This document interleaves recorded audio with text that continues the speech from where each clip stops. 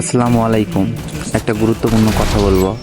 আপনাদের যদি খারাপ লাগে তাহলে ক্ষমা করে দিবেন, কিন্তু সবাইকে সবটা শোনার অনুরোধ রইল। এই যে মেয়ে, যখন তোমার বিয়ে তোমার থেকে পিক চাই, তখন কি তোমার মনে থাকে না কাকে কি দিতে যাচ্ছ? এই যে মেয়ে, যখন তোমার বিয়ে তোমার জামার ভিতরে হাত দেয়, তখন কি তোমার মনে থাকে না কার সম্পদ কার জন্য উন্মুক্ত করে দিলে?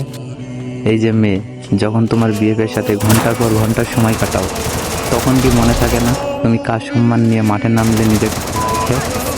এই যে মেয়ে, বিএফের সাথে তার ভাইয়ের ফ্ল্যাটে গিয়ে এক করে শুয়ে থাকো, তখন কি মনে থাকে না কার সম্পদ কাকে বিলিয়ে দিচ্ছ? নিজের মতো করে যখন নিজেকে বিলিয়ে দিচ্ছ, তখন সেই অপবাদ সব ছেলেকে দিচ্ছ কেন?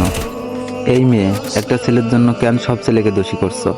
মজা কি শুধু ছেলেই নিয়েছে, তুমি নাওনি? ছেলেটা যেমন একটু সুখের জন্য তোমাকে চেয়েছে, তেমনইভাবে সেই সুখের ভাগিদার তুমিও হতে চেয়েছো। আর সেই সুখ পেতে নিজেকে শিয়াল কুকুরের খাবার বানালে। আরে, নিজের ভালো তো একটা পাগলেও বোঝে। আর তুমি, কেউ চাইলে আর তুমি শুয়ে পড়লে? কখনো কি ভেবে দেখেছো, যাকে সব কিছু দিলে যদি তার সাথে তোমার বিয়ে না হয়, যদি অন্যজনের সাথে তোমার বিয়ে হয়, তখন তাকে কি দিবে? কি আছে তোমার কাছে দেওয়ার মতো তোমার স্বামীকে? তখন কি তোমার লজ্জা করবে না নষ্ট একটা শরীর নিয়ে বধূ বেশে বসে থাকতে? তুমি জানো না, ঈদের চাঁদ দেখলে মানুষ যতটা খুশি হয়, ততটা খুশি ঈদের দিনও হয় না। কেন জানো? কারণ ঈদের দিন মানে ঈদ শেষ, আর চাঁদ দেখা মানে কাল ঈদ। এটা ভাবতেই তো খুশিতে বুকটা ভরে যায়। ঠিক তেমনই, যে তোমাকে বিয়ের আগে পেয়ে গেছে, তার আবার কি দরকার তোমাকে বিয়ে করার? কথাগুলো খারাপ লাগলে আমাকে ক্ষমা করে দিবেন। আর সবটা শোনার জন্য আপনাদের অনেক ধন্যবাদ।